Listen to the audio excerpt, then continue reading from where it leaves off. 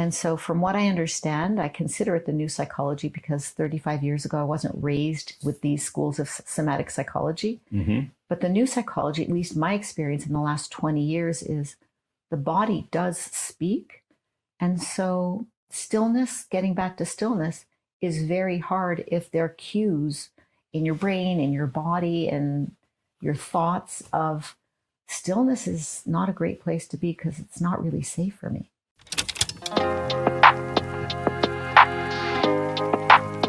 I'm Steve Saporn. This is The Neuro's Journey. Dr. Naomi Rusk has spent 35 years in the hard science of the brain and came out on the other side talking about love, God, and the nervous system as a pathway to freedom. She has a PhD in neuropharmacology, co-authored the landmark study on reversing cognitive decline in Alzheimer's patients, and has treated over 10,000 patients. But she started this work because of her own terror and chaos as a kid. She explains why stillness feels threatening if you grew up in chaos, why you wake up at 3 a.m. if bad things happened at night in your childhood, why entrepreneurs with trauma are so successful and so miserable at the same time, and why behavior change is almost impossible until your nervous system feels safe. If you've ever wondered why you can't willpower your way out of anxiety, this conversation will give you a different lens. This is Dr. Naomi Rusk. This one feels less like an interview and more like eavesdropping on a conversation with the smartest, kindest person in the room.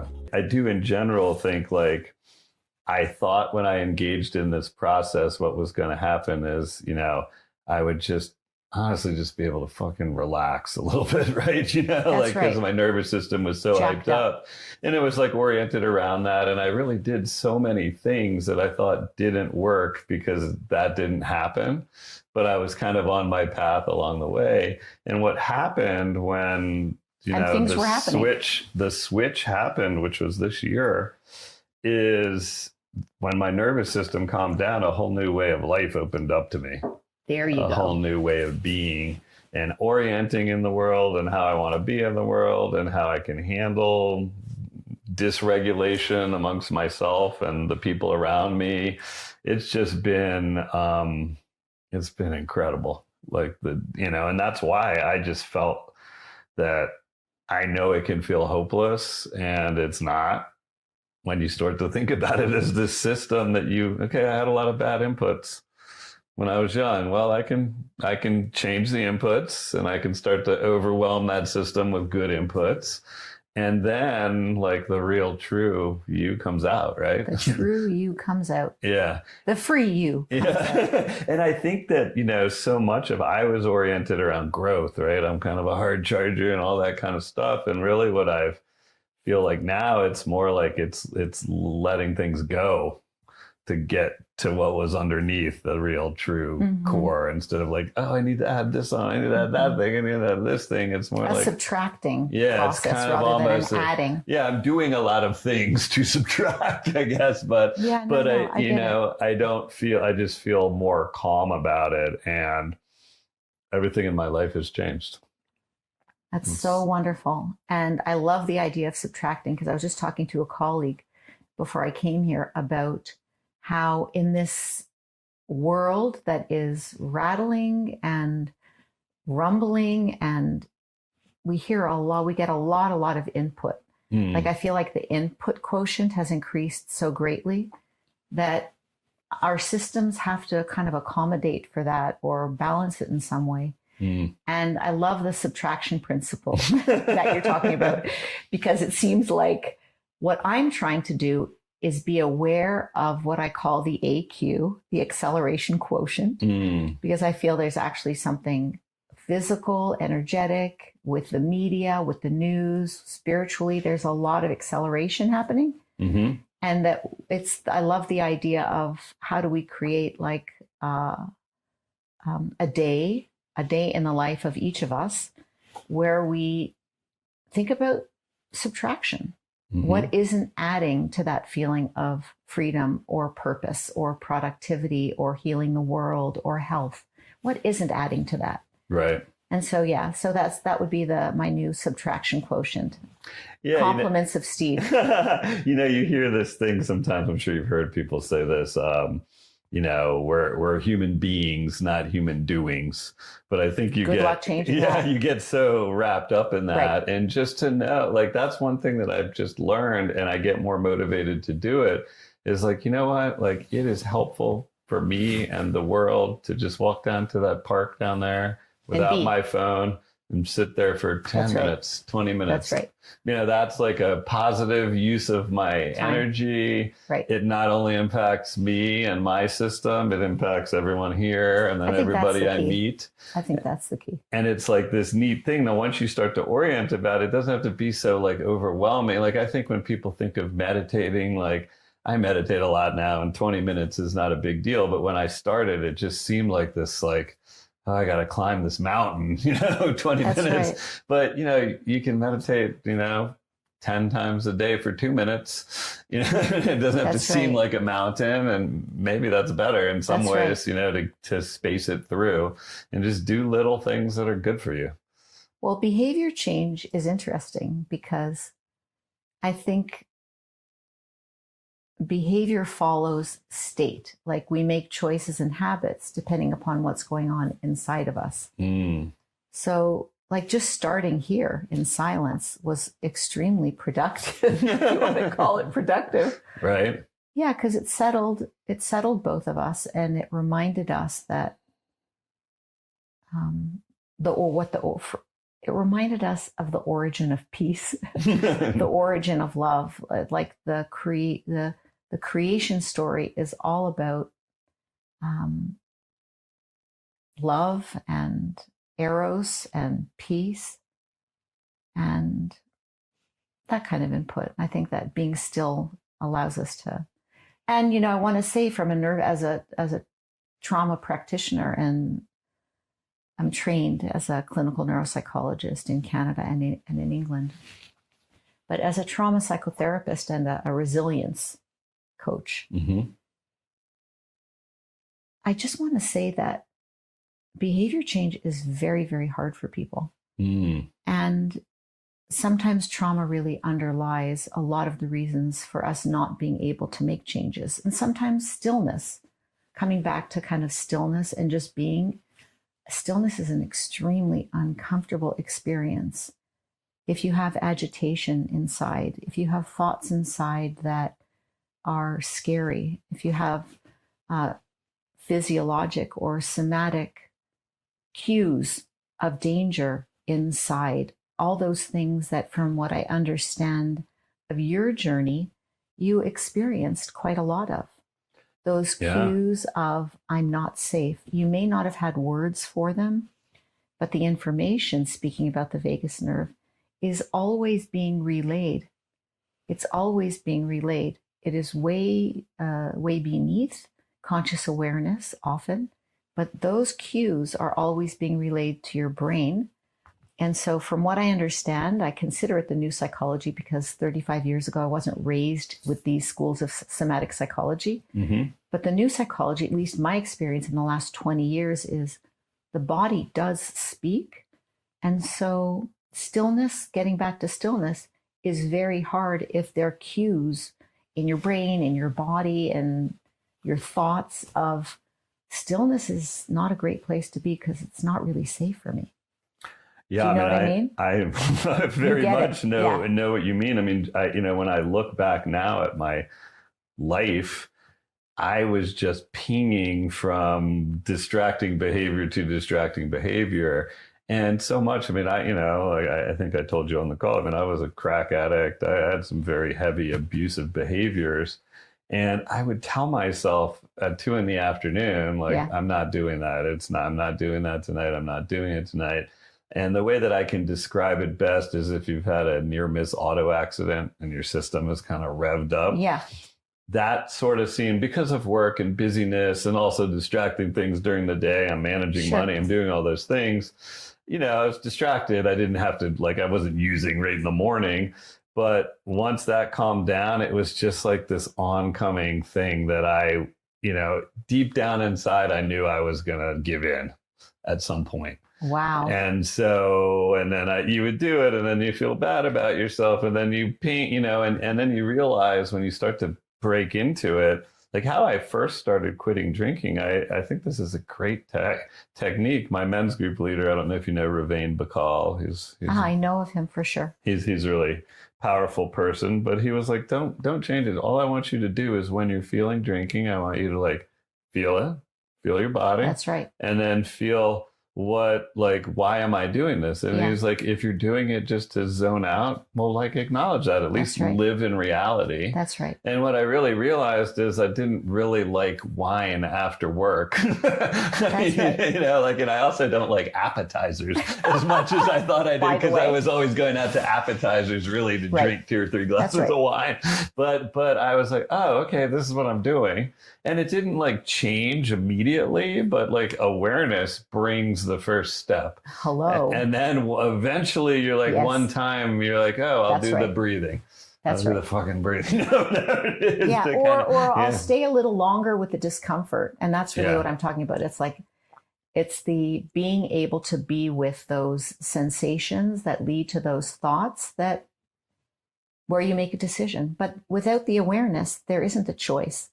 And I really love to emphasize that to my patients who think, well, it's kind of a silly thing to do, to stop, to just sit for a moment and to be with the experience. Mm-hmm. But there's so much potency in the being able to tolerate that experience. And I just want to say, sometimes it's better to do that with someone. You did it with a coach. I do it with my patients and my clients. Mm-hmm. To be able to do that the polyvagal theory has a term called ventral. The ventral portion of the vagus nerve is very much mediating our social connection, our sense of warmth and safety with another, our ability to perceive cues of safety. Do I feel safe to you right now? Am I looking at you and speaking to you and a good distance from you so that you, Steve, feel safe with me? Like, that's a real question, by the way. Do you? Oh, yeah. I mean, I definitely do. I mean, that is, beside your qualifications and all of that, honestly, it's the way that I feel around you. I feel very safe. I feel like a lot of love, presence. I just feel like I can be calm. And you're putting that out, and I have tears in my eyes. Yeah, well, me too. Like that, we have to cry on this thing. It's contractually obligated. So sign a paper. I will cry. It was so funny last night, Leah. We were out to dinner with this woman who's helping me with my podcast, and she was like, I think there might be a market for men crying porn. She's like, I think I could just watch men cry. Men crying porn. I like that. I was like, oh, we could just take clips of all of my podcasts. I cry on like every one of them. We have a healthier world. Yeah. And that's an interesting thing. I mean, I always had this kind of emotional side. And I never, until my men's group with Ravane, I mean, I can cry right in front of you and you won't know it. I can divert my eyes. I can crack a joke. I can do it, because I can't really stop it, but I know how to control it so no one knows. And then he has this practice where he has you say things out loud. So something like, hey, Naomi, try on for size. I undermine all my relationships because deep down inside, I don't feel worthy of love, and he's extremely perceptive, and I've never seen him go more than 2 questions without someone just bursting into tears. Right. But the question that he asked me was to say, deep down inside, I feel like a bad man. And I mean, it was just a convulsion of crying. And it was interesting, the feedback that I got from the group, other men, was like, man, we're finally feeling you. Like, I got the most positive reinforcement that I'd ever gotten. And I really started to learn over time within that safety group that it's 9 years later. I still see these guys every week or, a few weeks a month at least.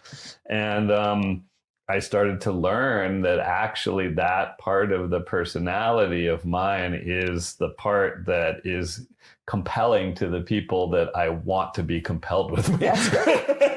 Because there are, you were saying about the safety and all that. I mean, one thing that happens when you're highly traumatized, like I was, is you bring in more highly traumatized people. Come on. Yeah, because you gather. were relayed and you feel that energy and all of it. You're and related so, in a way. yeah, You're related. It's like, it feels like family. and so you have that feeling. And that's one thing, Leah also, I mean, she had, and she's talked about it on the podcast. It's not A secret. it's not a secret, but she had her own physical abuse that was really severe as a kid. And, she's a gentle person. She's not loud and aggressive the way kind of I could be.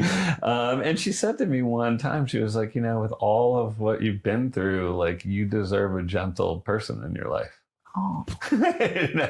And she is a gentle person, She is. and so she's, and meeting her and kind of just like, as things shifted for me, like, I would have scared her off. I mean, she probably would have liked me, but I would have scared her off if I met her 5 years ago, right? Because there was too much going on and addiction and, but that part of you that you just shared about hadn't really been shared with the world yet. It was just emerging. And what happens, and so why I think some people, especially like entrepreneurs, and I felt this way. I was like, well, I know I have, but I also have this engine that I can turn on that other people don't have.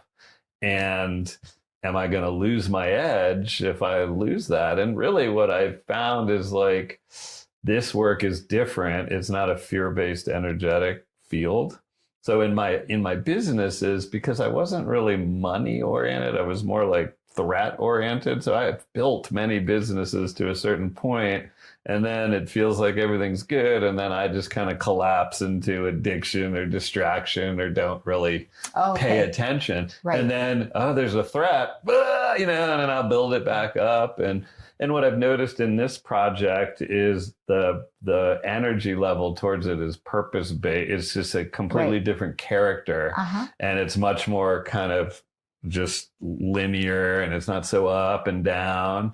And now, it's only like a year of this, so I can't say, but I know that I'm making a lot of stuff happen, learning all of this, doing all this. There's been a lot that I've done, and it feels like I can do it. Like, I don't have to take a break from it, because it feels like it comes from a place of source and of presence, and not like fear. Right. So speaking about the nervous system, everything you just shared with me, with us, reflect different nervous system states. So it's kind of interesting when we talk about the nervous system and how important neuro leadership is, or how important leadership coming from within is. Your leadership and entrepreneurship was very much affected by your nervous system. So when you would be driven, you would be very sympathetic. Like, there are a few main portions of the nervous system that mediate, moderate all of our behaviors. And most people know about the fight or flight, the sympathetic portion of the nervous system. Right.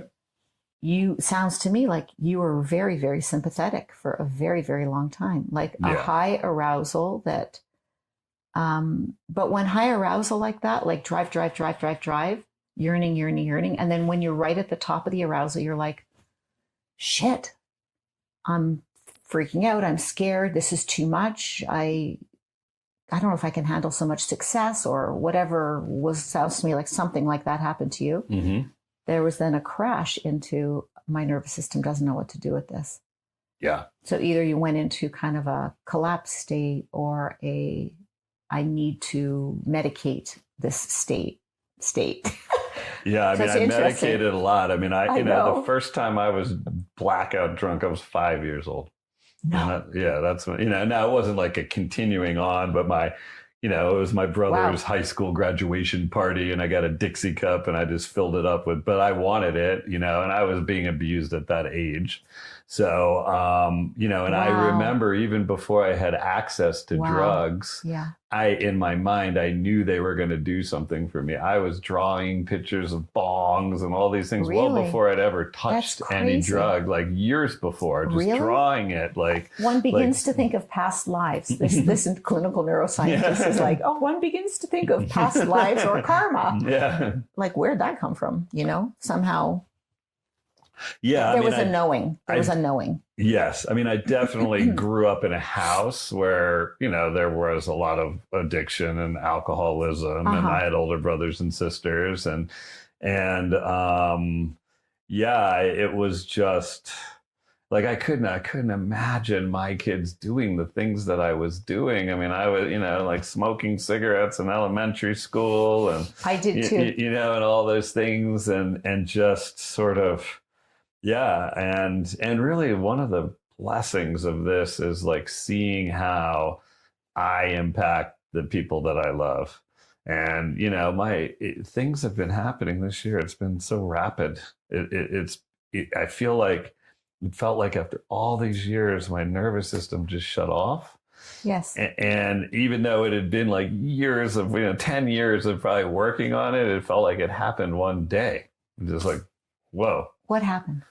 I just woke up one morning and I was like, the fire alarms are off. Yeah, that's a great way to describe it. My body just felt different. Rest. And I was still like all throughout I was making progress over time. So it was obvious like good things were happening, but still inside, I still had that like addict's body, that like, okay, I need to change my state to just be around. And then that's very interesting to call it an addict's body. Yeah. And then all of a sudden, like, it was like, oh, and when it first happened, what was interesting about substances is I would just like get at the end of the day and be going to bed. And I would say, man, I didn't reach for anything today. Wow. And it was like a shock to me because I'm so used to doing it, but it was just because nothing occurred to me. It didn't occur to me. And, I still have trouble sleeping. That's my main thing. I can help you with that. You can? Because the only thing that really works is THC for me. And I know enough about the brain that I don't want to be taking it every night. Let's talk about that. Okay. We don't have to talk about it now, but let's talk about it. I mean, let's talk about it now. Yeah, let's talk about it now. Yeah. Because it kind of dovetails. I'm going to pick up the little thread of rest and stillness, and how threatening rest and stillness are. Mm-hmm. If you've had trauma, if you've had complex PTSD, and if you've used substances to regulate your mood, your nervous system, your sense of safety and threat, so sleep is like the last hurrah, I find clinically. And over the last, 30 years, I've noticed that how we sleep is very much determined by how restful we're able to be during the day. So like my prediction is, and I'll say it again, how we sleep is a reflection of, it's like a mirror for the day and what's happened to our nervous system in the day. So my prediction is, and I'm happy to work with you off tape too, is how can we, and also with neuromodulation and neurofeedback, because if we give the body during the day cues and neurobiological signals of peace and safety, then we kind of can entrain sleep later at night. So yes, for sleep hygiene, for people who are watching this who don't know anything about sleep hygiene or maybe the basics of sleep, there's some basic things that we need in order to have a circadian rhythm that will allow us to wake up in the morning with sunshine and go to sleep at night in the dark. And I'm going to just name those things for you might, I'm sure you know them. Yeah. Well, things like not to eat a few hours before bed and only to hydrate, to make sure that you, if you're having trouble sleeping, to make sure that you dim lights or you have the natural light as much as possible. To make sure that we don't look at the light from the screens that we're all addicted to for a number of hours before bed. And I like to really recommend that people consciously release from the day that which they have carried into the evening. And to consciously release from the day that which you have carried into the evening can mean you do it in a bath and you imagine that there's a cleansing process that's going on and that the water takes your burdens away. And that you actually watch the water go down the drain and you make your first sleep vow or commitment before your evening bath.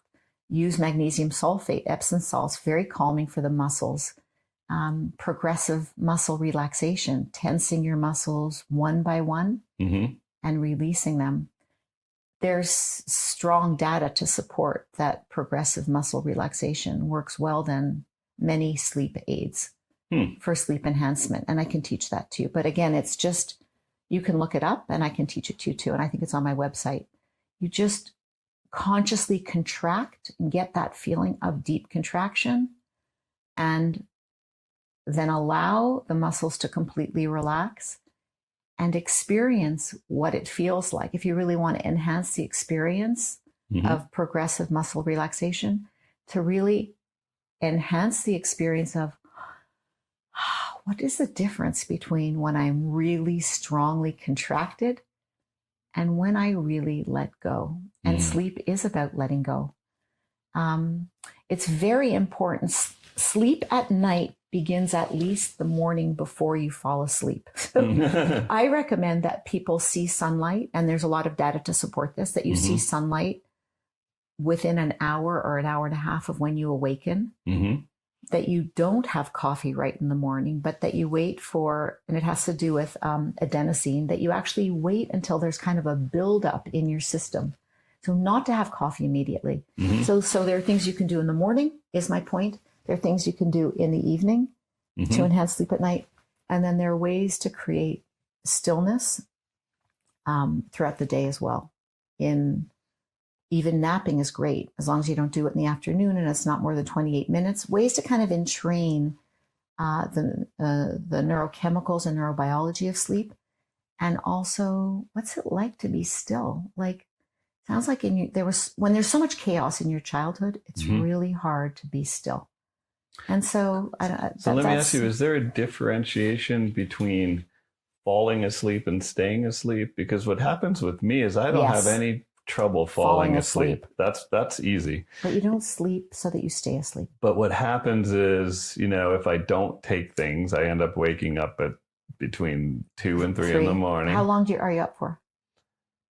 I mean, sometimes I can't sleep at all for the rest of the night. Sometimes, I'm kind of fitful, and then I might fall asleep between 4:30 and 5 for a few hours. And some interesting things have been coming up. I've just been noticing, I've started to just, without really noticing it, I've been putting kind male inputs into my system at night. Great. Have you ever heard of this show called Ted Lasso? I love it. And he's so nice and positive. What I realized is a lot of the physical abuse that my mom endured. That's right. Happened at night. It happened at night when I would be woken out of bed from it. And so you're so smart. Bad things happen at night to people. Yeah. I can tell you that night is often associated with really fear and distress, unpredictability. And so sometimes people aren't able to go into those deeper sleeps and are aroused more quickly from sleep because of the safety quotient. And there's the lack of that feeling of, I can be still, I can rest, because you were trained to be vigilant at night. I can't tell you how many stories I've heard about that. And I don't know the data on stages of sleep. Like, we all have a sleep architecture and stages of sleep from light to deep. And I will guarantee you that people who have trauma, and you can look it up, we can look it up, aren't able to kind of rest into those deep sleeps for longer periods of sustained time in the nighttime. 22 veterans die by suicide every day. And in the next 60 seconds, I'm going to show you how you can help save one. Stanford found one ibogaine treatment dropped suicidal thoughts in veterans from 47% to 7%. But it's illegal here. So our veterans are flying to Mexico on their own dime just to heal, and they're coming home to nothing. That's why Tony Glace is building One and Done, an integration center in Texas where couples heal together, where veterans aren't forgotten, where they finally get the thank you this country owes them. Ibogaine opens the door, integration walks you through it. And that's what One and Done does. Go to oneanddone.org and donate. Any amount helps. They served us. Let's serve them back. oneanddone.org. So that's one piece of it. And I just want to tell you, it makes me have a lot of love and compassion for that wakeful time. And the invitation for you is also to do exactly what you're doing, to offer yourself some tenderness and love and soothing, even in the middle of the night. So Comfort at 3 or 4 in the morning.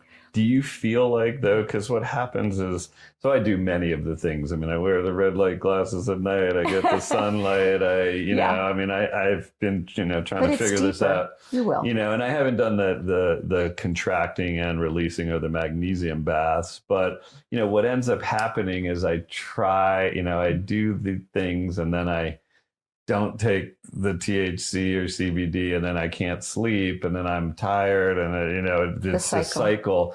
And so I've kind of just gotten to this trade-off where it's like, I know that if I take a little bit of THC, like I can sleep for the night, and then I feel okay in the morning, and I might have, depending, because I make it, so it's just like depending if I dose myself totally right, it might be 5 minutes where I feel a little groggy in the morning, and I'm sure I could sleep. I would feel better just with 8 hours of sleep without any substance in me. But I've just sort of felt like the trade-off between feeling good and and now. So, and the more that I learn about the brain, I used to think of THC as a very innocuous thing, and I don't think it's that not anymore. Innocuous, that's right. But, in the trade-off, like I rarely use it the way that I used to watch a movie or whatever, just like kind of like, have fun with it or laugh or whatever. A lot of my patients don't take THC for sleep, but they take another cannabinoid, a CBD, but a CBN. Have you ever taken CBN? Yeah, I've taken CBD and CBN, and all of those things, they're definitely helpful. But they probably don't put you into a deep enough sleep, is what I'm thinking. Yeah. And so, first of all, there are other supplements that we can talk about here, but it might be worth using some supplements for during the day or toward the evening that are adaptogens that just provide you with a little bit more sleep support. I don't know what you've tried or not. We certainly don't have to talk about it here, but no, again, I mean, I think people love to know about sleep. I want to also reframe it a little bit. There's a great intervention called CB, cognitive behavioral therapy for insomnia. Okay. And there's something about it that might work well for you there around what to do and what your thoughts are about not sleeping. Your fears are about not sleeping. That's one thing, treatment strategy. The other treatment strategy would be things like melatonin, L-theanine, a form of magnesium baths. There are so many gentle ways to work with your nervous system that it's just, to me, it's like refinement. I'm doing that for myself. I'm doing that with you right now. We do it for each other, but there's this gentle refining as we are on the journey of self-discovery and finding peace so that we can offer our purpose in a more coherent and beautiful way. We want our nervous systems to be tuned beautifully, right? And is melatonin something that you feel comfortable with people taking on a daily basis? Lower doses than people think. Right. So look up the dose, but what melatonin does, it's actually much better for sleep onset. But a combination of things are interesting. I mean, I'm recommending lithium orotate, very low dose lithium orotate at night. Okay. Is that for patients for brain health? Okay. But for some people, it causes a mood regulation thing. So, I'm really, for those of you who know me, I'm very into kind of not biohacking and yes, into relational healing and nervous system healing and brain health. So I'm really not, that's not my primary thing is supplements and biohacking. But I do feel like if you're doing the everyday work of self-discovery, trauma healing, nervous system work, did I say relational healing? Connection and warmth? Yeah, I mean, then there's nothing wrong. It's like so wonderful that we have access to wonderful supplements and functional medicine tools that allow us to kind of look at things like cortisol throughout the day. Maybe you wake up with a jolt in the middle of the night. There's so many reasons. But the one thing I want to reframe that middle of the night, 3 a.m. awakening time. Because I've studied it a lot. because I have always felt like it's a sacred time. Mm-hmm. Like intuitively, I have felt it to be a sacred time. And when I start to study it, I gave a class on stillness, rest, and sleep Mm-hmm.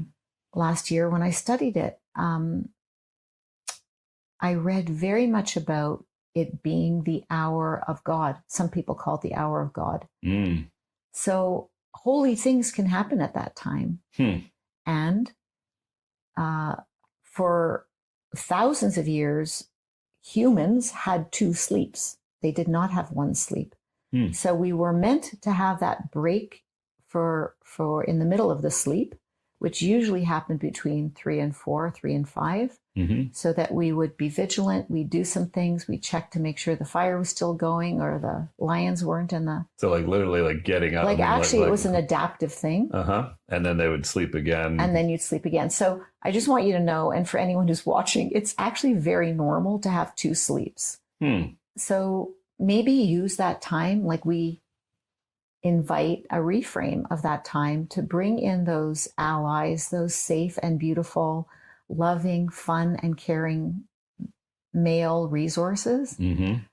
Like, what's his name? Ted Lasso? Yeah, like Ted Lasso. or God, or the Buddha, or whoever you believe in is as a holy, soothing presence that comforts you. There's just another reframe for that those middle hours of middle sleep. I think it's called the middle sleep. Yeah, hour of God. I have, I mean, like Yoga Nidra, doing the body scanning meditation is really good for that. And it's interesting, right. You know, I've had... Why don't you use your falsetto in the middle of the night?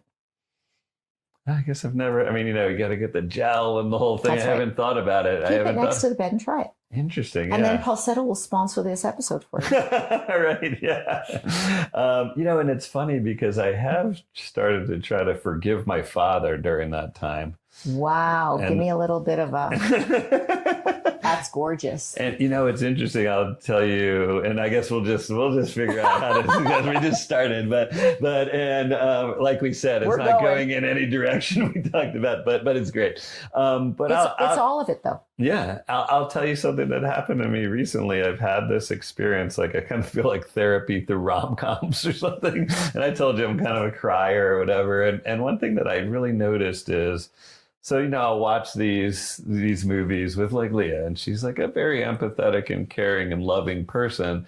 And especially when there's some sort of male outreach of love. And of course, they make it dramatic and those kinds of things. You know, she might have the reation of, oh, that's cute. And I'm just like bursting in tears, right? And I've noticed this over years. And I was like, well, maybe I'm just sensitive or whatever. But it was interesting. Just 2 weeks ago, we were doing it, watching a movie, and I felt that overwhelm. I see her; she's not so, you know, taken up by it, and I was like, I'm going to disengage from the movie a little. I'm really going to feel my body, and I don't have so much this experience of like ruminating negative thoughts. I mostly have a very engaged, like somatic nervous system, but you mean in the middle of the night? Anytime, like I feel like I'm alive because I don't have those negative thoughts because, you know, but this time I listened and I heard a voice. It wasn't my voice, but it said, you're a bad person and no one should ever love you. And it was interesting because it sounds harsh, right? But it was like quite a relief for me because I felt as though that has been an underlying program that's been running in me my entire life. And now at least I can sort of like see what it is. Totally. And I felt a little bit relieved that it wasn't my voice. It wasn't, I am a bad person. It was and it didn't sound like the normal voices in my head. Wow. And then I went to this gathering that is, I don't know. I mean, it's definitely psychedelic aware. And I did a hape ceremony, and I really just sort of determined that if I'm gonna heal, I have to forgive my father. And who honestly, like, it was a lot easier to forgive my sexual abuser than I was my father. And he didn't physically abuse me. I mean, he didn't offer me any love. He abused my mother, and I watched a lot of really Wow. difficult things. Wow. And I just sort of said, like, I need to give him what he couldn't give me. And that Wow. was probably his program that was running That's right. in him. And so I've been on this sort of path of trying to intentionally forgive him and, understand, like, he did do the things that his generation were told to do. I mean, he was poor and he provided for me, and That's right. he gave me a house and food and all those things. But I saw him beat and choke my mother quite a lot. So it was just like, and honestly, it's one of those things where, like, much rather have it happen to me than her. And I think it was easy for me to forgive my abuser than him. But I feel like that's the root of this. Yeah. And I feel like this whole entering of nicer men, and it hasn't just been Ted Lasso. There's been a series of little things that I've been, like, sort of without knowing it, I've been getting kind men into my awareness towards nighttime. That's gorgeous. And so I feel like that might be a thing. And I never really thought medicine. Yeah. And I never really thought of myself as having shame, because I don't have an issue with saying, like, I don't care that people know that I was sexually abused or some of the behaviors that I've had that were not great. That part of it I'm willing to talk about. But I think when you have a voice in your head that says you're bad and you're not worthy of love, I think that's kind of textbook shame, right? Wow, that's right. That's right. So honestly, I'm trying to learn how to work with shame and move that through. It feels like the next frontier. Next step. And so it sounds to me like that relates very, very directly to those midnight awakenings. Yeah. And the finding resources that are kind men. Yeah. Who are the opposite of shaming, because you know what I mean? Yes. Just gentle and accepting. Yeah. And positive and That's sort right. of, Loving. and uplifting. And Uplifting. I mean, it was just such an interesting thing to watch that show, Ted Lasso, because I was like, wow, you could, like, live like that. You could just be, like, positive and uplifting and, And imagine being his child. Yeah. So at 3 a.m. Yeah, totally different animals. And then I see the way, I see, since I've worked in your clinic and gotten the map of my brain, and I'm now almost 40 neurofeedback treatments in. So I've had 3 scans. I'll get my 4th one. And, my brain has dramatically moved in the direction of health. I know. And why don't you tell everyone who's listening, what does that really mean? Like, tell them about what a quantitative EEG, QEEG is, what it meant for you. Because I think it was a very meaningful and impactful milestone time when you saw your own brain. And then to see it actually change is that same thing, like there's a witness there. It's like the voice that you heard. It wasn't your own voice. It was something that you were able to witness in a different voice. And those are very healing experiences, aren't they? Yeah, I just think, like, before we start on that, I think it is amazing, because I've been engaging in these types of things for 10 years. I have flown to the Naval Academy and had a Navy SEAL inject my stellate ganglions. I have done somatic therapy. I've done all these things, and nobody ever once said, maybe we should look at the function of your brain. Jeez. It's like, and so it was an interesting thing when I did it. That makes me so happy that there was such an awakening, eureka epiphany. I'm so happy. Tell everyone. Yeah, because it felt like being in a orthopedist, thing where it's like, okay, your knee, you're limping in here. Well, why don't we take a look at it, see what's happening? We'll try to fix it. And so I think what happened is, once I oriented around trauma as a brain injury and not a moral failure, There you go. Then I was like, all right, then I can That's engage the things that I know how to do things. And just seeing it and being in a room with Tristan, who's smart, and he's like, oh, we can work with this. I've seen things happen, blah, blah, blah. It's like, okay, this is like a fixable thing. And it's really like, thank God, it's not like my hand. I cut my hand off, it's never coming back, but I can change my brain. And there's a lot of techniques to it. And it just, I think just literally seeing the scan and seeing like, okay, here are red spots where it's way overpowered. Here are blue spots where it's underpowered. And that's right. Here's how it can change. And doing a little research is like, all right, well, this is not the end of the world. That's beautiful. And I mean, hopeful. And hopeful. And then it was, I just started to orient around, I am going to use the techniques I've used in business to kind of inform my healing. And so I like to create a story around it. And I actually read this. I'm interested to hear and know if you've heard this. But so my thing is called the Neuro's Journey because it's like the hero's journey into your own mind, right? And there was a study that came out a couple years ago out of North Carolina where they basically created a hero's journey scale. And they got a number of people to report their life story.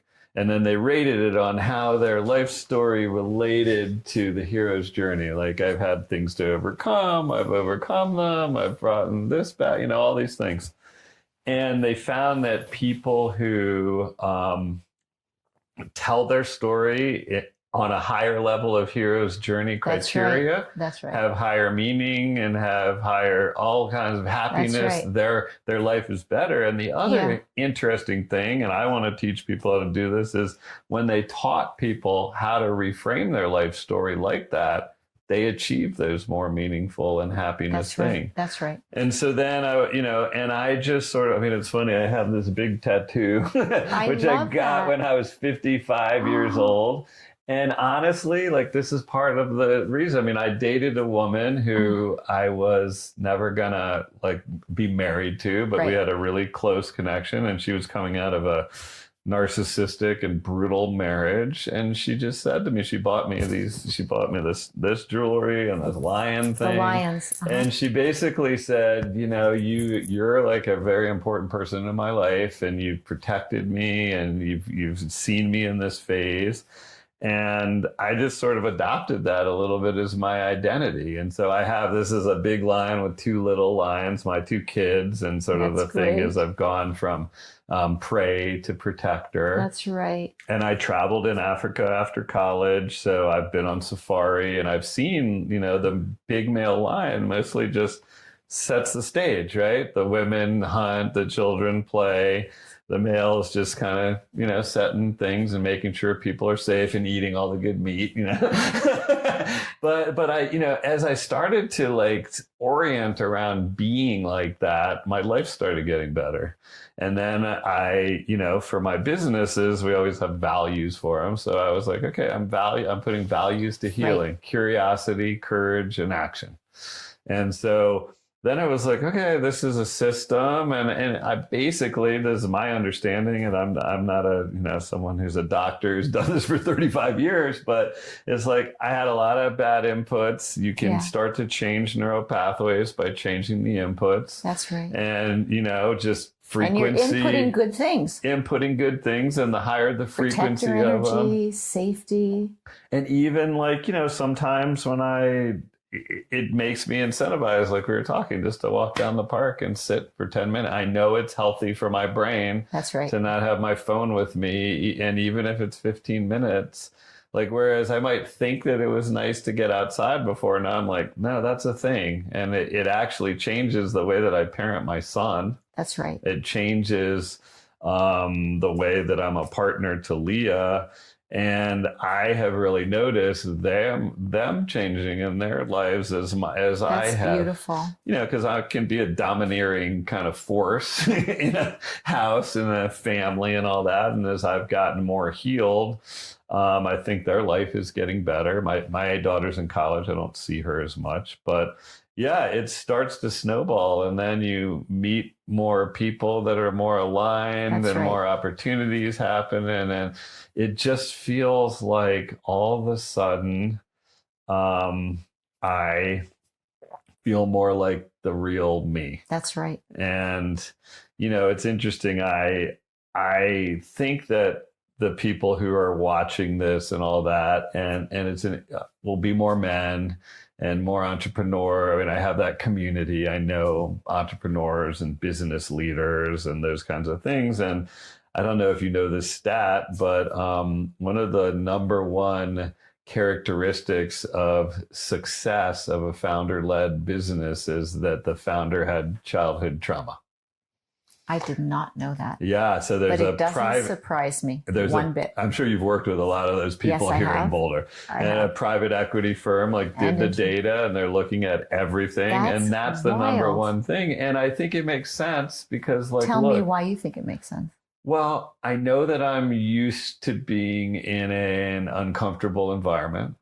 Yeah. And I know that I'm used to navigating it. Right. And for entrepreneurs, everybody says they want to be one, 95% of people don't even start, right? And then the 5% that start to make it through to be successful, entrepreneurship is uncertain and feels dangerous. You don't have a... That's right. It feels threatening. It feels threatening. And so I'm used to that. And it also feels like sympathetic arousal, like we were talking about earlier. Yeah. It feels highly sympathetic. It feels like fight or flight, and you're kind of always there hovering between. Interesting. So it's also familiar to us. So that's why probably there's so many serial. That's right. I propose that it's very comfortable for a nervous system. Right. For a lot of the founders who I work with, it's a very comfortable place to be. In fact, it's hard to balance self-study and looking at yourself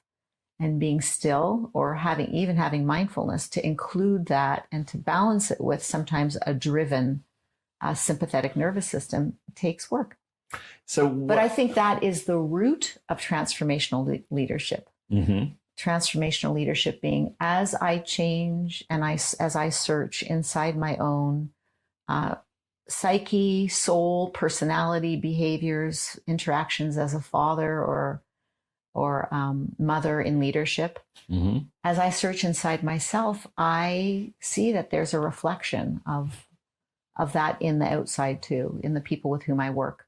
And so I create a nervous system outside that is reflecting. When you're a leader, or you're in a family, or you're a parent, you're a master regulator, mm-hmm.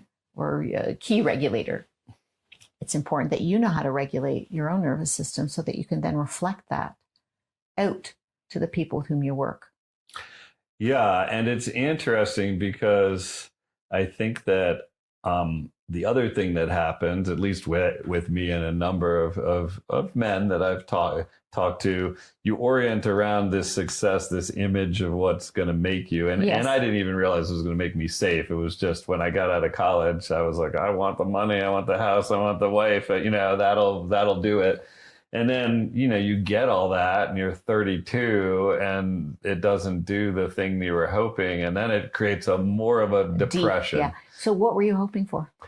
Hey, quick pause before we keep going. If this conversation is landing with you, become part of the Neuro's Journey community by subscribing and following along for more stories like this of courage and the science of healing. I'd love for you to drop a comment below and share what part of the episode hit home for you.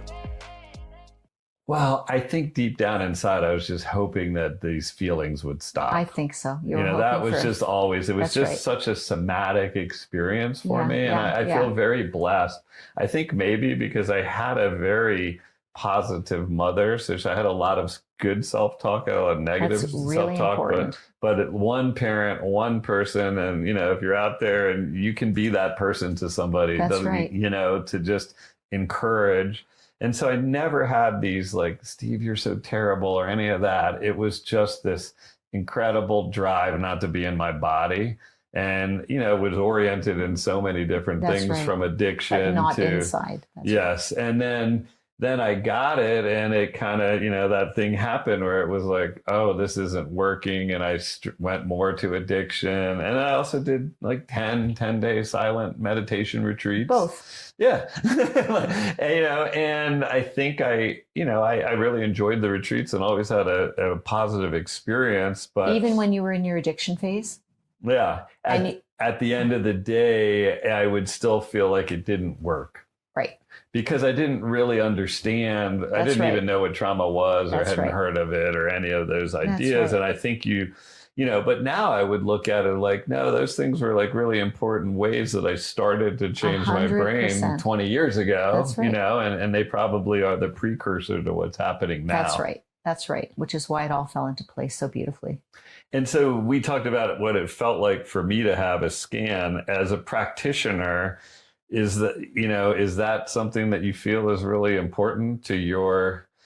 Totally. I mean, it seems like it was so enlightening for you to just see that it wasn't just you, or that there was some data there. Mm-hmm. I think for people to have data and to witness something that's going on inside of them that they've experienced for so long that is modifiable mm-hmm. is very huge. And then do you see that? And you've noticed change, and then you see change with another piece of data. Yeah. That's right. Yeah. It's very reinforcing. That's the thing that's really cool. Some people need that more than others, though. Like some people need that feedback more than others. There's some of my patients, they never get that feedback. They don't miss it. They don't need it. But for you, it was very confirmatory. Absolutely. Because I could tell things were happening, and then I would get another scan, and he's like, your brain has really changed. But let me ask you this, as a practitioner, is it possible, like, could I come in and say I'm depressed and I have a certain brain? Someone else gives you basically the exact same system, but you scan their brains and they look different. And then you would treat them differently, correct? That's right. So like that's, I read this amazing study or stat that more than 50% of the antidepressants prescribed in the United States are done by a primary care physician in less than a 10-minute visit. No. And and so, to know that like different brains, like you might have a brain that is very hyped up and another one that's actually underpowered, and they might be presenting almost the same symptoms. I know. And you would have to treat them totally. It's like we're experimenting on our brains. Well, I think we're moving away from the single targeted silver bullet strategy. Mm. And I have an integrative approach to brain health and mental health because, frankly, the single targeted strategy doesn't work for chronic problems. If they don't. I mean, I started my field in very complex neuropsychiatric, neurodegenerative diseases. Mm-hmm. That's how I started my career. There were no solutions. And in those days, 35 years ago, we were looking, because I was also working for big pharma companies, we were looking for single targeted strategies that might move the needle and cure, I think is the word we're using. Treat, at least cure, alter the course of very complex illnesses like schizophrenia, anorexia, Alzheimer's, Parkinson's, Lewy body dementia. I mean, very, very complex chronic illnesses. Mm-hmm. And I think we're living in a very hopeful time now, because now we know with the rising of a functional medicine approach, looking at individual root causes that are personalized, we are able to manipulate and work with specific root causes that mm-hmm. may be particular to you, but not particular to me. Speaking of depression, mm-hmm. maybe you have depression because of inflammation systemically mm-hmm. and in your brain. Maybe you have the kind of body where an SSRI is going to work, but maybe you have the kind of body where an SSRI isn't going to work. The only way for me to do that is to invite a more precise diagnostic workup. Mm-hmm. And so I find that very hopeful. The sad thing is it's not available to everyone, and primary care providers are prescribing antidepressants without actually knowing. Do you have trauma? Are you living with abuse? You have depression, but how's your gut? And you have depression, but where might there be systemic inflammation? GPs don't have the time for that. Yeah. And so to me, like, I want more people to have access.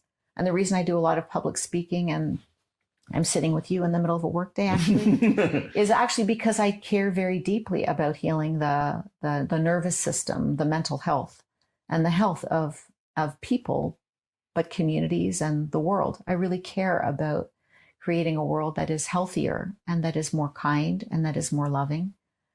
Well, that's my experience of you and the short time That's that I've very known nice. you and Thank you. how you make me feel. And I have two questions. I want to get to one thing with your diagnostics. And you said some people's brains might be, responsive to an SSRI and some not. Right. Can you typically tell that from a diagnostic? Well, like you're looking at it and say, an SSRI would be good for this person? Or is it? Now, I think first of all, we know now that SSRIs definitely only work for some people. Right.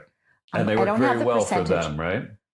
For yeah, that. but again, it's like I hesitate to say, because SSRIs work better if they're combined with all treatments for depression work better if they're combined with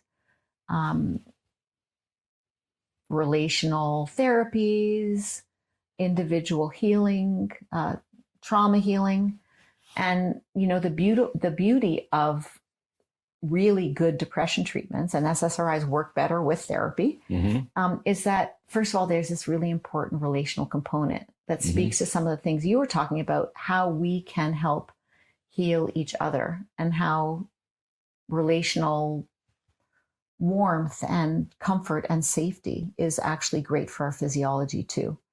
So that aside, but I was just, for some reason, I want to say this little piece of data that we actually can grow our hippocampus with good depression treatment. So we can actually change our brain. We know that the hippocampus, which is an important area involved in memory, because it's also known to be important in the area of Alzheimer's. A hippocampus shrinks, and then our memory is less efficient as it shrinks in dementias. But we also know that the same thing happens in depression. So I remember when I was growing up, depression used to be called pseudo-dementia. So you also always had to check in the clinic, does someone have really bad depression? Is that why their memory's so bad? But it turns out this little area of the brain, the hippocampus, the memory center, is very, very important. But we know that we call this brain plasticity, that with the right interventions, we can really make a difference. And to answer your question more specifically, Steve, it's very personalized. So yes, we can work people up for inflammation. We can work people up for gut health and for toxins. And all of these things contribute to our mental well-being and the ease with which we'll have capacity to benefit from trauma therapy or vagal toning. So I don't think there's like one solution here. There's no silver bullet. That's kind of the simple thing. And is it a crime that mental health is treated the way it is? Complex chronic illness is treated the way it is? Yes. Yeah, it's really... And it's not going to continue. I mean, I know there's a revolution happening, and I'm very hopeful. Just with dementia, I mean, I do root cause discovery for people and personalize their lives for mental health and for brain health. And it works. It's very touching. It works.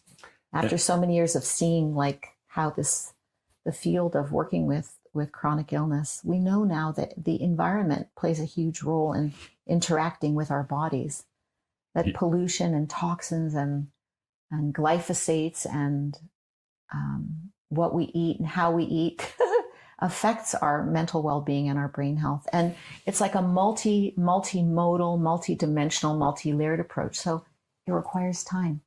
It requires attention, intention, attention. And that's the only thing those are the only things that really change behaviors with any efficacy. And it's like I call it slow medicine. Slow medicine. Slow medicine, like the slow food Not movement. God forbid if you need an ER, if you need like an injection, or if you have a chronic infection. I mean, thank God we have medicine that does that. We also need a new kind of more patience with healing. Well, and you've experienced that. Sorry to interrupt you, but I have totally experienced it.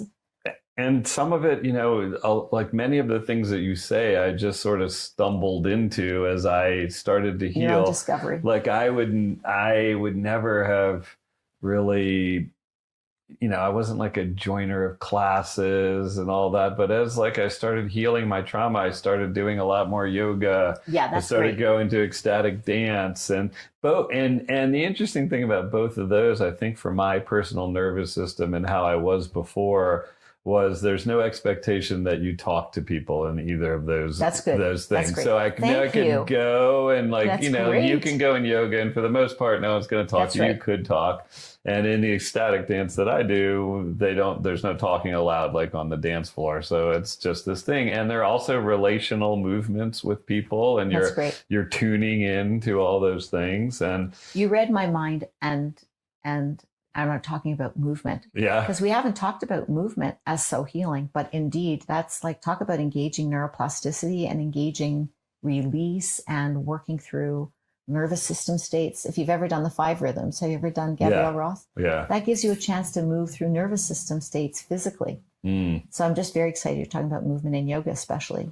Yeah, those things have been really transformational for me. And so you talk about this very personalized thing, but I would imagine there's a lot of things that are good for everybody, That's right. right? So movement. So, that's so, right. so Yeah. what are some of the things that no matter whether you have a high performing brain and you just want to age as slowly as possible, or you're at risk of dementia, or you have trauma or whatever it Right. is, there's got to be a bunch of things There are. that are, so what are the There things are. everybody should do? And they're so data driven Yeah. also. So for mental health and for brain health, I find there's so much overlap between building stress resilience Mhm. and brain health. There's so much overlap between them.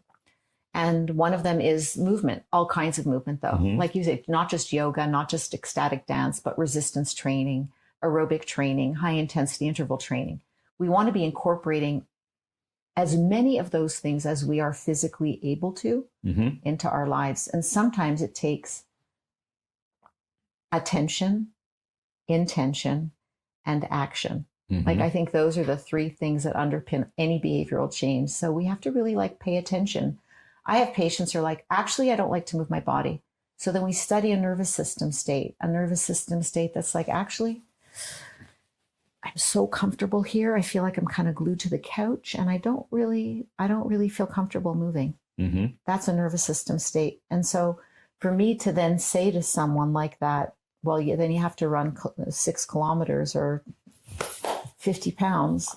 That is not going to work. I mean, I could say it. Right. That's the kind of personalized piece that I'm talking about. Mhm.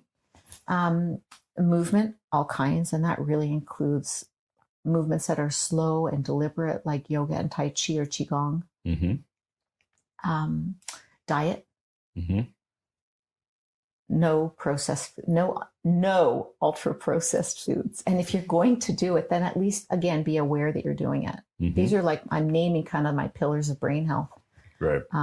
Movement, food, sleep is the big one. Mhm. And most people need help. A lot of people need help with sleep, especially with all the bright lights we have now and all the bombardment of stimulation. Cognitive engagement, stimulation. Mhm. And again, we want it to be like purposeful, meaningful. But we're living at a time when people like us, me as a privileged woman, Mhm.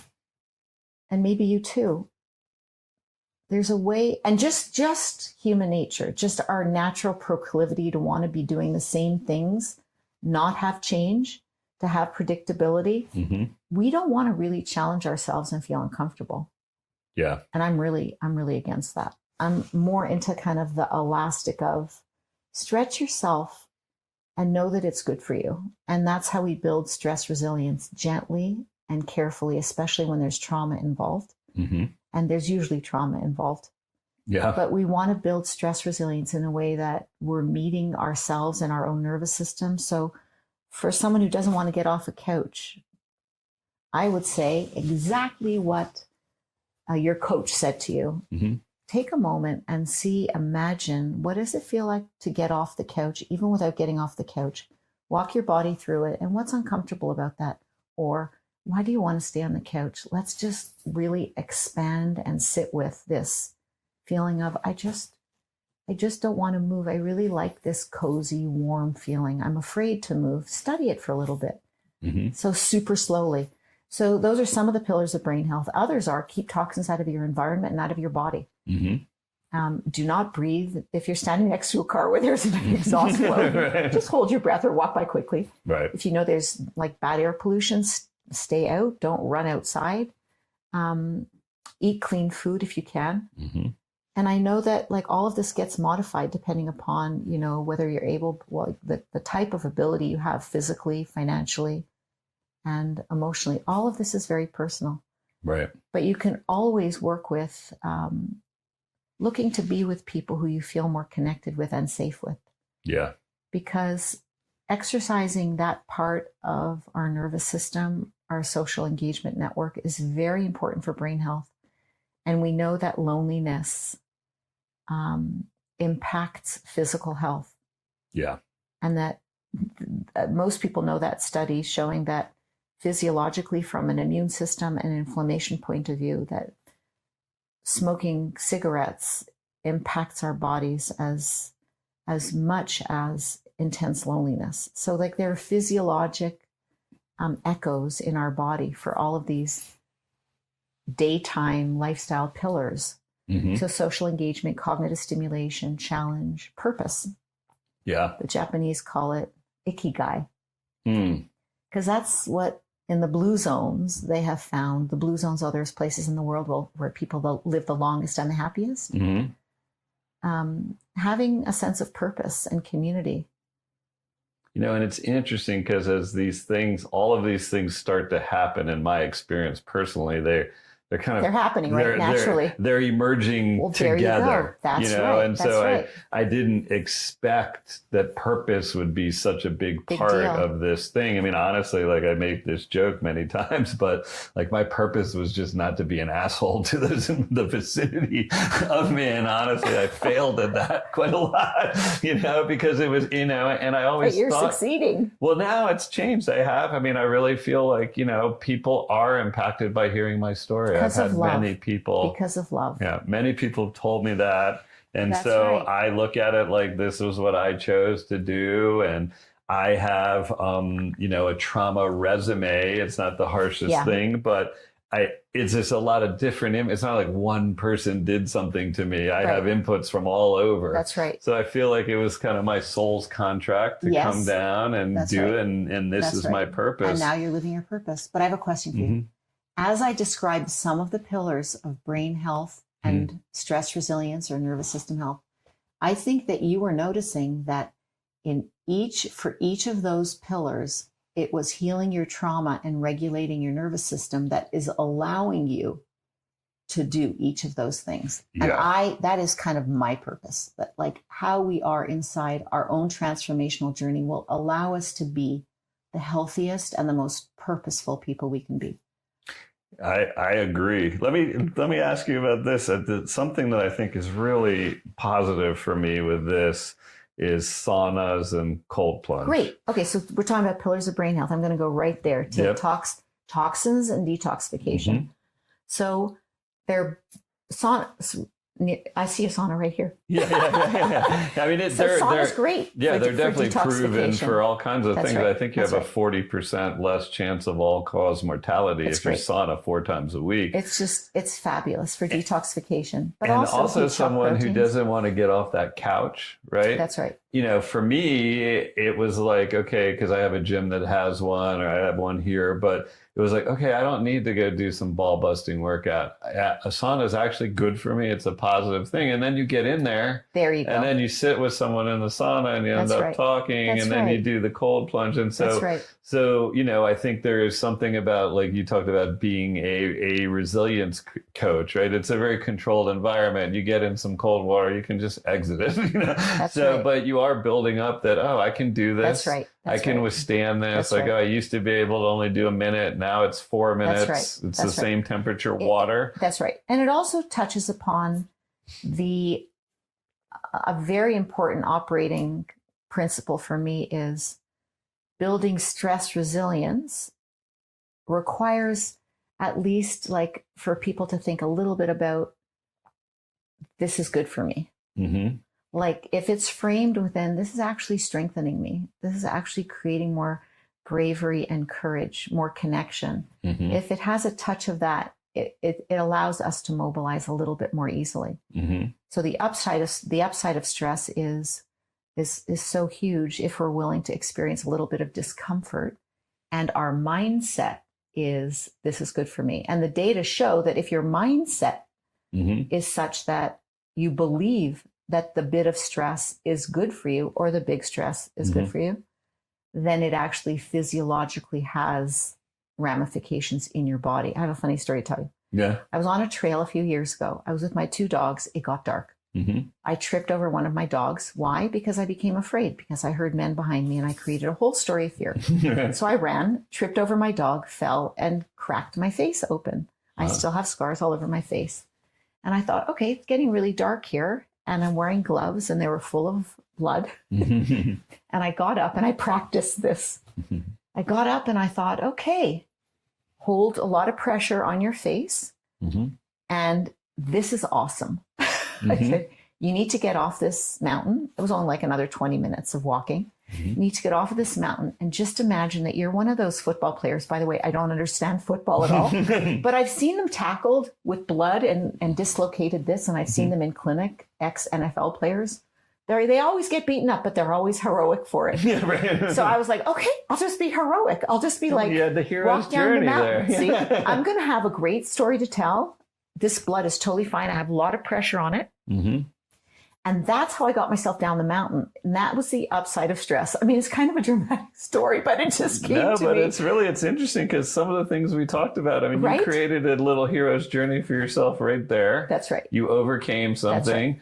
You, at the end of it, you knew you were going to get the goods, right? You're going to be warm. And I still remember that feeling of, you can do this. You can get down that mountain. And this is like, look, they're fine. They get cheered on when they get bloody, these football players. Maybe I'll get cheered on.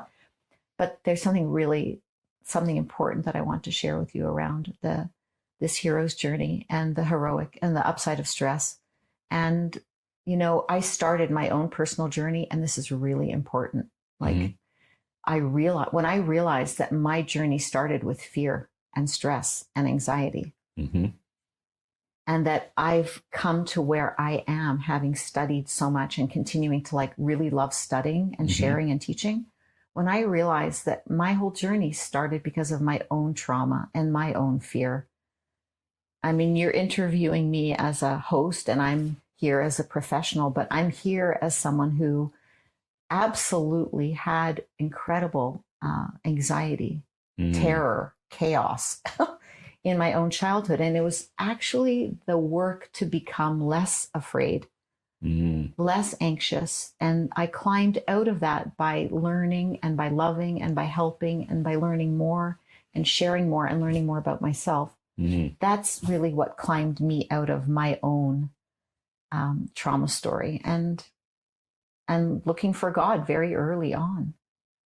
And I continue to develop my own relationship with God, you know, but that's how I started on this journey too. And it's inspirational because, you know, as you get more attuned to people and the vibration that they're sending off, you have a very calm and presenced and non-anxious presence that I know you have, you know. And I know people for me have said, oh, you seem a lot, you feel different to me. And I have, you know, I guess a question and a statement in one, you know, as someone who's also been through this and I've done this, I feel what was lacking a little bit in my providers was telling me what needed to happen and what the benefits might be. Like, you know, so, Amen. You know what I mean? To sort of say, you know, because you go in and you go do EMDR somewhere and, you know, you read about it and it's studied, but then you just leave it and maybe your trauma's healed or maybe happening? It's not, you know, and that's what it's kind of, I just kind of rooted around and tried things. And so, you know, I feel like there's a real benefit to telling somebody, I agree. Hey, do this, do this, do this. And what'll start to happen is you'll start to be, you know, better in your meetings. You'll do this, you'll do that, and paint the picture for them. You That's know? right. And so is that an important part of how you do things? I am very happy that you're pointing this out because raised in a traditional neuropsychology, psychology model. First in neuropsychology, I was trained to just assess, diagnose, and then say goodbye to somebody. Mm-hmm. Well, that didn't work for me. You could already tell. So I couldn't just do the assessments and diagnoses and say, so I developed treatment programs so that people would feel like, okay, well, this is what we found and this is what we can do. And this is how we could take a deeper dive. And so that has become a very, I would say, unique. Like, I don't know many people who are trained the way I was trained who have this approach that's like, actually, let's do a projection of where are you right now and where might you want to go and what are some things that you could modify or moderate and where do you want to go and what's your purpose? Because ultimately, everyone who I sit with, I'm caring about their maximal joyful unfolding. Yeah. I'm caring about their freedom, their sense of liberation and personal transformation and intimate connections. Was that always your purpose? Were you the kind of person I that think 6 it years was. old, you knew that kind of thing or? Well, at 6 years old, I think I just always really loved people and really cared about making peace on the planet. And I shared with you earlier that one of my dreams, and this is actually a true story. I was walking with my beautiful son about, I would say about 6 weeks ago on a mountain. And I said, where would you like to go in the world if you could go anywhere? And he said, I think I'd like to go to Thailand or Vietnam. I'm very close to my kids. He said, I'd like to go to Thailand or Vietnam. I said, would you ever want to go to India? And he said, nope, I wouldn't want to go to India. Would you? He said to me. I said, well, I was supposed to go to India a long time ago with a bunch of my traumatized friends many of them are still healing, but in India on meditation retreats and living in very sacred spaces. But I never took that route. I took the route of kind of, deep psychological study and nervous system work. But anyway, so he said to me, would you want to go? And I said, the only way I'd go to India if I was doing humanitarian work and serving like a really important purpose that had to do with like freedom and creating joy somewhere, somehow. And if I could meet the Dalai Lama. No, that's a true story. Okay. So within about 15 minutes of me having said that, I received an invitation from a very special person to go to India to meet the Dalai Lama. That is amazing. And to be part of some humanitarian work. So that's happening. Is that crazy? That's a crazy story. I don't know why I'm telling you that. Oh, because it does have to do with, like, I see the Dalai Lama as a surprisingly profound man. I've met him once before, actually, when he was here. A profound man these profound people who really envision and experience, know what a world filled with peace and kindness can look like. Like, those are the people you want to hang out with, right? Yeah, absolutely. Me too. We want to co-create with those people. How would you define the word coherence? That's a great question. And I think coherence can be about electrical frequency. It can be about energetic connection. And coherence to me is creating a field of love and nervous system regulation. When we are ventral with each other, when we are in our safe and kind and loving spaces, we create coherence together. So I see coherence as having a component of frequency, like actual in physics, and also energetic. And I know that frequency is experienced between people when they're in it, but that it also can spread from us being in a heartful place to others. So that's my answer about coherence. But it mostly is about creating a frequency between and amongst people that starts with our own hearts, souls, and nervous systems. because when you told your story about the Dalai Lama, what came up to me is like that felt like coherence, right? You said it. And I have noticed it in my life. I think at the end of the day, Yes. it's like as you start to stop resisting what's happening. And start to stop. Yeah, start to stop. Yeah, it's hard, especially when what feels inside is just, it's something you don't really like. And so much of trauma for me was just this fear of fear. Not even, just the fearful of that I might feel like that in a certain way, and kind of avoiding it. And as you just get more and more like able to be like, well, can I feel this for 10 minutes? Before I take that drink or whatever, and stress resilience. Yeah, and those kinds of things. But then life just started as things changed for me. Just all of a sudden, people emerge. Yeah, they just show up, and it sounds it just sounds hokey or whatever, but it's really not. I mean, and is that what coherence is to you? That you're coherent, your being or soul is coherent with an energetic dynamic that's going on, and you become one with an unfolding, with an unfoldment. That's another definition of coherence, and I believe that to be true. When we were meditating before we started here, I kind of tap into my body, and then I'm feeling like I'm trying to. I just sort of start to feel the energy of the entire space, right? And then this thing of like our energies is starting to commingle, and it's like that feeling of, like I said, I wanted to fucking relax before. It's like, it is that. And then as that happens, like people, I just know for me, like people are just so much more drawn to me and are like willing to help me all the time. I mean, people are offering me, you coming to do this. I mean, you're a doc. I mean, you got a lot going on. You're in the middle of the day with bright lights on you. It's so compelling. And the work you're doing is so important. Thank you. And it just sort of feels like the more that I just let go into that, the more people show up, things show up. I just know how I feel. And it feels like such a blessing. And that's really just why I want to do it, because I just felt so bad inside for so long, and it's,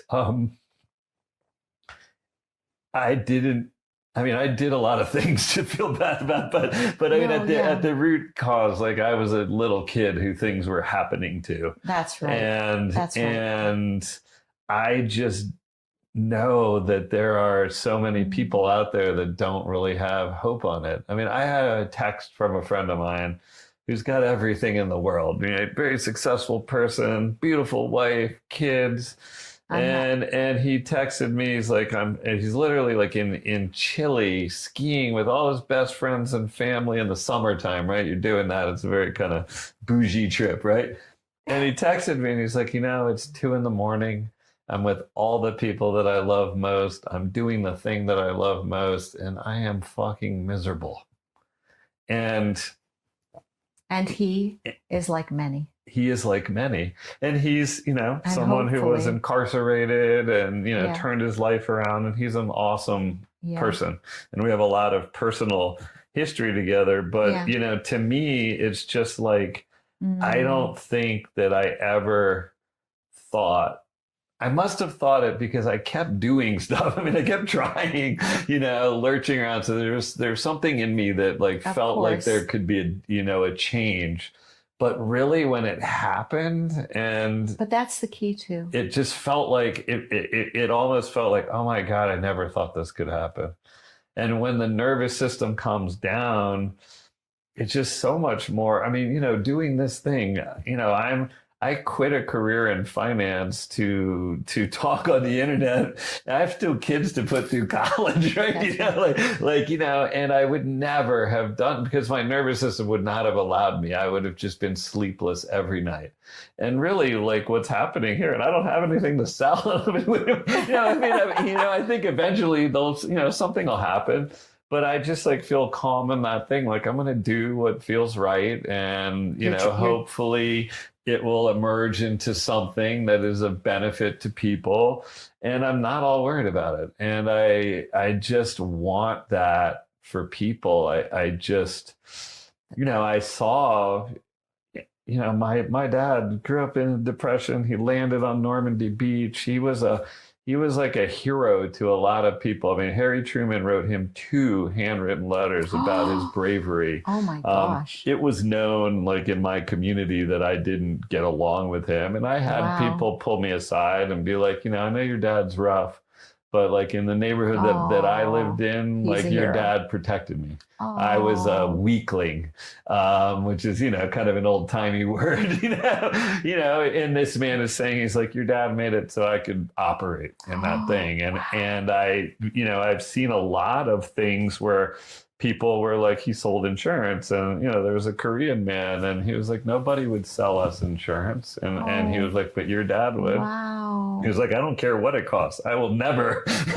leave your company, and so I saw my dad do a lot of things out in the world and risk his own life and all of that stuff, and he was a monster in our house.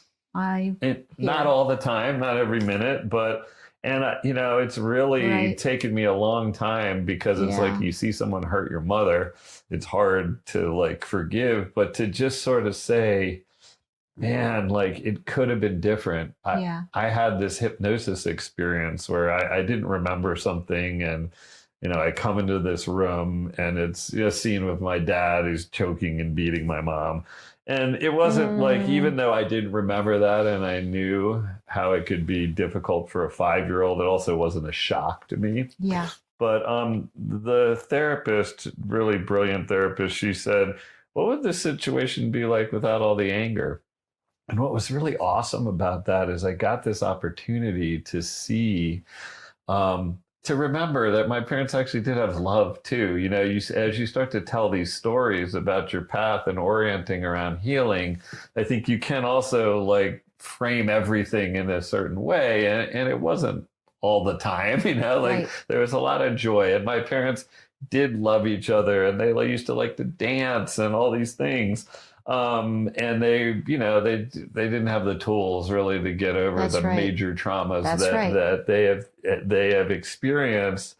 And, that's some of the reason why, like my partner advocates for these medicines to be in the world, so that somebody could break through these things. I'm not sure without psychedelics to just blast me into a different state for a certain amount of time, and not an avoidant one, but more like about my purpose and my true nature, that I could have made the progress that I make. But I look at psychedelics, it's like, okay, maybe you do them twice a year as a medicine thing. Well, what are you doing the other 363 days? That's really what heals you. That's right. I just like want people to know that you can have really difficult things happen to you, and it can change, and it can feel like a miracle. That's right. And then all of a sudden, we're talking about miracles here, right? The whole conversation has been about miracles, really. It's an amazing thing. And trust and faith. Yeah. And I think we're at a time period where it's more accessible to people than ever. That's right. They can learn about this. I mean, a QEEG scan, just to get back to, it's not that much money. Like, you can just see where you're at and be like, okay, this is what I need to do to kind of orient around it. And you don't even need you don't need like 40 sessions. I think you said like you don't even need that. You just need, okay, well, there's a map here. Okay, there's a sense of this is what's going on inside me. Yeah. Just a little indicator. And I want that for more people. Yeah. And it's such like a blessing to have these tools. And there's so much negativity online, but there's a lot of free good information for people. A lot. And you can, it's funny, as I've started this, I'm putting content out there, and so I started only, like, I don't follow my friends, or I just only other people who are in this world. And I've really cultivated and incredible. Like I don't really go onto my personal social media anymore because I was filled with sports and I mean things that I enjoy. But like this one now, it's like everything that comes up is positive and relevant. Yeah, and you can and part of your purpose story. And you could start a new account. It might be a good thing if you're addicted to social media. Maybe start a new account. That's and see very if you can get purpose-driven, right? Yeah, and just like that's right. Just only do that. And I think it's within our power to make these things happen. Me too. I think it's very, very accessible. Yeah. And that these kinds of conversations fuel people with hope and with love, and that the answers are in connection and growing faith and understanding ourselves more so that we can create more kindness for a world we're all quite aware that the world is suffering quite a bit. Yes. But it's also good to bring awareness to all of the joy, the pleasure, the hope, the possibility, even if it's just small things like you walking to the park. Yeah. Or me hugging my kids, Yeah. So thank you. Yeah, I think in orienting around this healthy brain, you have the Healthy Brain program. What is that? You direct that? I direct the Healthy Brain program. It's an integrative. It's really a lot of what we were talking about today. It's an integrative brain health and mental health clinic where people get assessed and diagnosed first, so they have a sense of what's going on, so that there's a map. Sometimes I call it a roadmap to brain health, or a blueprint that people get. And so we can personalize how to offer suggestions. And in these pillars of brain health, like toxins and sleep and nourishment and nutrition and movement and stimulation and stress tolerance. And, for me, the key is what's possible for each person is different. And having coaching and having support, and hopefully this conversation helped people feel like actually support is possible, coaching is possible. But the new Pointer study, which is a study that shows that lifestyle interventions for people who have a cognitive decline or don't want to progress with their cognitive decline, that it's the coaching and it's the personalized touch and care that's really beneficial. It just points to our need to be more in contact with each other in vulnerable ways. And that was one of the themes of the conversation. How can we open our hearts and tell some truths and get support and find that we're much more attractive when we're more vulnerable and truth-telling. And I tell you about my fear and about my son's anxiety and things I've worked through. So we do a very comprehensive integrative approach. Everything from, there's a functional medicine MD who I work with, who I refer to now for genomic testing, because we have incredible access to genomic testing that can also help me tailor lifestyle interventions. And I like to tell people who are maybe intimidated or it sounds like too much, that you can actually enter this space of improving your brain, improving your emotional health, and healing trauma in a very gentle and measured way. You can grow in it if you want to, but there are things to do at every step of the journey or at any entry point. So it doesn't have to cost money.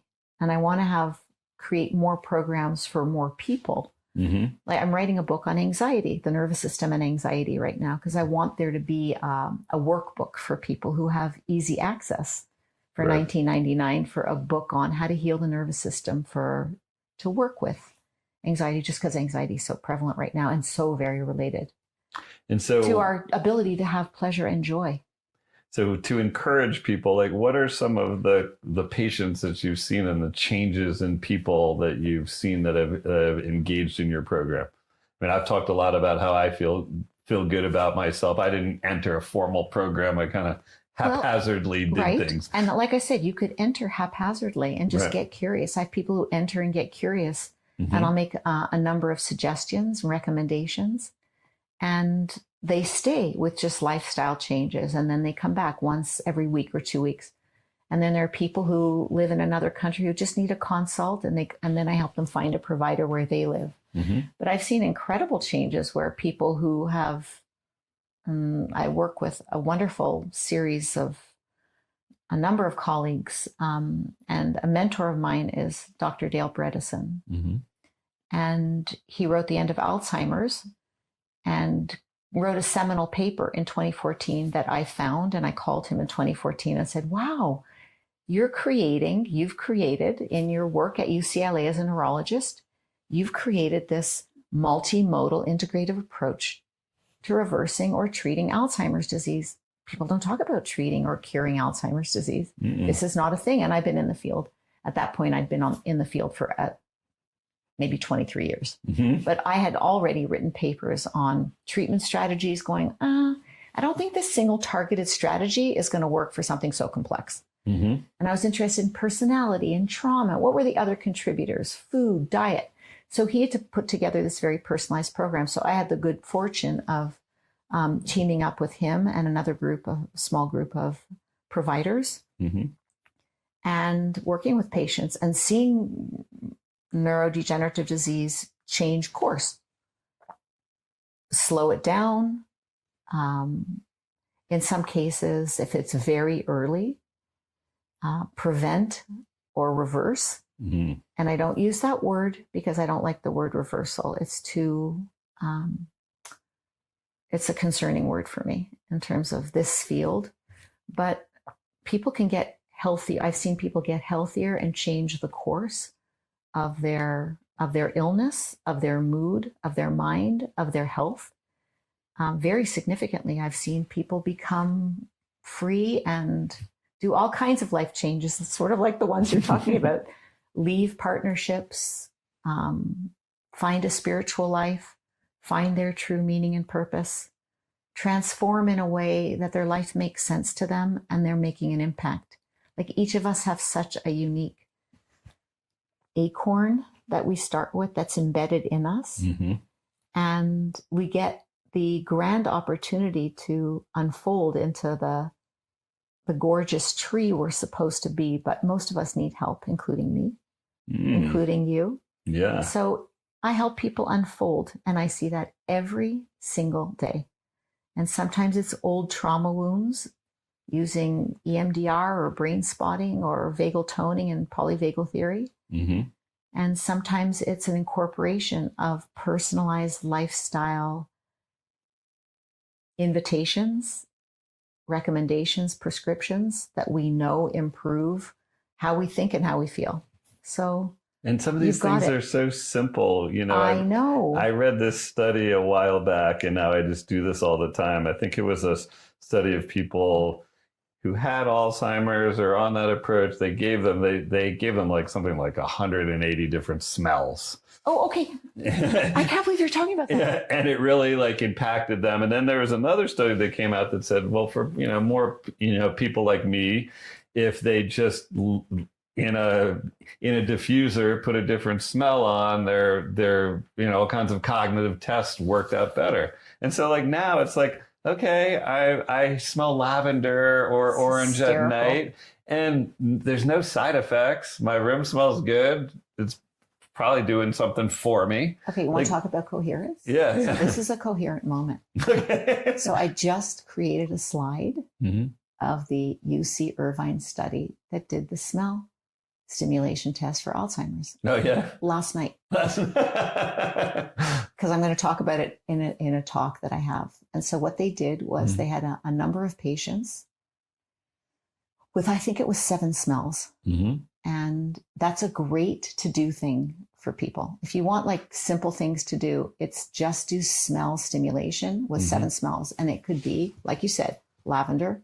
I tripped on lavender when I was walking through your house. I smelled so much lavender. It could be cinnamon. You do not have to buy essential oils. You could buy cinnamon. You could scrape an orange. You can use lavender. You can use a bunch of things in your kitchen like cumin. Let the smells be different enough, and spend about 20 seconds with each smell once or twice a day. That's a great brain enhancing strategy. If you want other practical things to do, eliminate sugar and processed foods and ultra processed foods completely. Any fats that are like seed oils, very important practical step. Another go-to thing is if you can eat organic food, if you can afford it, that's great. Soil, the good soil, growing, if you can grow food, touch soil. It's really good for our microbiome. Mix up your plants. So there was a professor at CU, and I know he's since moved. I can't think of his name. Doesn't matter.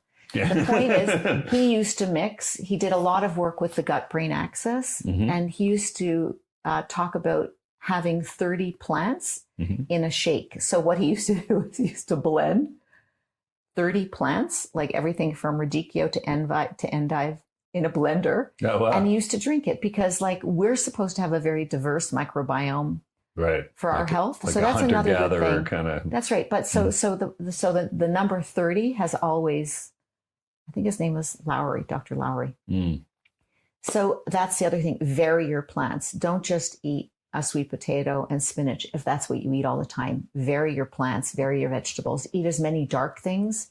So dark pigmented things have dark flavonoids. You really, really want to be eating things that are, and quantity is important too. Like we used to think of a serving of vegetables as like this. A serving of vegetables should be more like this. Yeah. That's another tip. Move more than you think you should move. And there's like a cajillion papers on different types of movement and increasing the amount of movement that you do. Like that's one thing I want to stress, that push your tolerance for comfort and know that it's good for you. Of course, everything that we're saying will require that you speak to your physician, see a cardiologist, make sure that all these basics are okay before you start doing high intensity interval training and take sugar out of your diet. Make sure your blood sugar is okay and you're checking with a physician. But those are the kinds of things that I'm always checking. Again, the toxic thing, get toxins out of your house as much as possible. And environmental toxins, things like tick-borne illnesses, ticks and Lyme and co-infections and illnesses associated with them are hugely rampant now. There's a conference going on right now in San Antonio, Lyme conference. But environmental illness is huge. And you might want to get screened for environmental illness. That really impacts our brain health and our mental health. I found out, and I have permission to talk about my son. He developed very severe OCD when he was 14. So there were times he couldn't leave the house. He couldn't eat in the house. It was really, really intense. And I bless his recovery and his strength and his courage to allow me to talk to other people about it. But we only found out that it was a tick-borne illness that really drove it very recently. So we really have to talk about integrative brain health and integrative mental health. And did that happen with your son? Like, was it a fairly quick change? Because I guess the reason why I talked with another person yesterday who his daughter was totally thriving, straight A student, soccer team, and all of a sudden depressed, blah, blah, blah. And then they found out there was a concussion. Right. Or, I know with me, I was never a stutterer. And then all of a sudden I stuttered a lot. So I just feel like, as a parent, that's right. When you see kind of a dramative, overt change, it's probably good to do some investigation. Like, did an event happen? Do I have an illness? Do I have this? Like something changed? Because people don't just turn on a dime, right? Well, sometimes people do. I mean, again, I think that often anxiety, trauma, and the state of the nervous system can flip the switch. So intense stress, I see in a lot of my patients who might have been doing fine with a buildup of amyloid in their brains. If they have a period of intense stress, if they have a really hard marriage, or they're dealing with incredible grief, they will switch and flip. The switch will flip.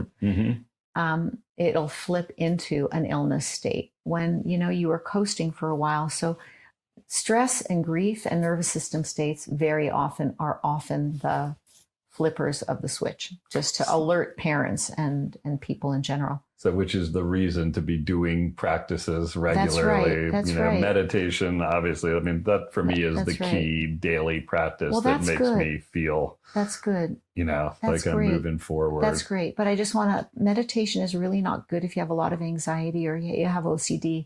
So I invite people to really think about meditation as sometimes a movement process, and sometimes it's about breathing and walking. Or breathing and moving our arms, or doing yoga, or pendiculating movements. Movement is great, but sometimes just the stillness can evoke. You've done a lot of work on yourself. I have too, but for those of us who haven't really felt comfortable sitting, meditation is really challenging. There's a whole literature on how difficult a sitting practice is for people who have anxiety. So I just want to give about permission. Doing something like that with like a breathing?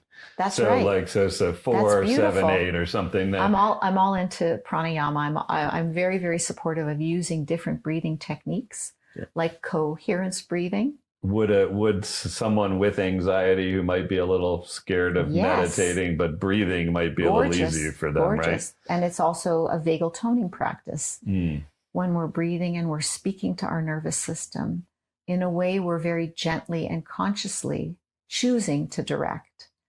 And it's conscious breath that matters. So you don't have to change your breath. You have to change your breathing pattern. But just the practice of awareness allows us to check in inside with interoceptive awareness, the perception of what's going on inside, and then allows us some choice. So yes, we can choose to breathe in a very up-regulating way and meet the anxiety if we want to, like to actually a stair-step inhalation will allow a sympathetic reaction. And then we can slide down the water slide. So you almost increase you meet it if you want to. You increase and then you relax. That's right. We can do a whole other podcast on breathing. It's kind of like what you told me with the sleep thing. Yes, you meet it. By contracting and then releasing. You might try that in the middle of the night.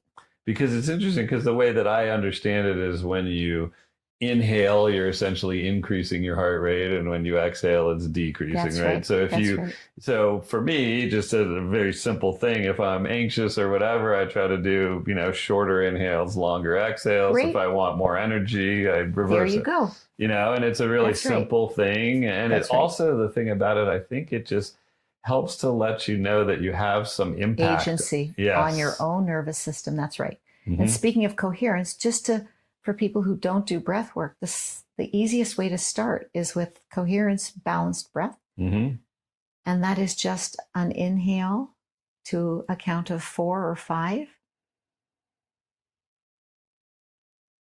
And an exhale to a count of 4 or 5, your choice. You can do a little bit of a breath hold on top of the inhalation if you're comfortable. You can do a little bit of a hold at the bottom of the exhalation if that feels like a place of rest. So it's just about curiosity, invoking a sense of, I just feel from just doing that, Steve, that I was able to elicit a different nervous system state. Just by a longer exhale or with a coherence breath of even just the pause right now with you, with the audience, with who's ever watching. Just that pause. Breath is amazing. What about, do you like switching nostrils and nose and mouth? I mean, is there anything, if someone's paying attention, is there anything they can do wrong? Essentially, like, can you just be like, okay, I'm going to go in my left nose, out my right? I mean, like, the only thing you can do wrong is you cannot pay attention, and you cannot feel good, and you cannot make a change. So the beauty of breath work is that you have the awareness to make a choice to do something, and then you have the awareness to notice how it feels, and then you have the awareness of choice. And I always say that choice, in a way, is the medicine for trauma. Choice and agency we didn't have a lot of choice. Are the medicine for choice and connection. That's right. So I'm going to have to stop now. Okay. Thank you so much for joining the Neuro's Journey podcast. If this episode landed, share it with someone who needs to hear it. The real medicine is in the connection, and this community only grows when we reach for each other. Subscribe so you don't miss what's coming. And if you have a minute, leaving a rating really helps more people find this work. And keep showing up for your own journey. Every small act of courage matters. For you, for the people around you, and for all of us. I am so grateful to be walking this path with you.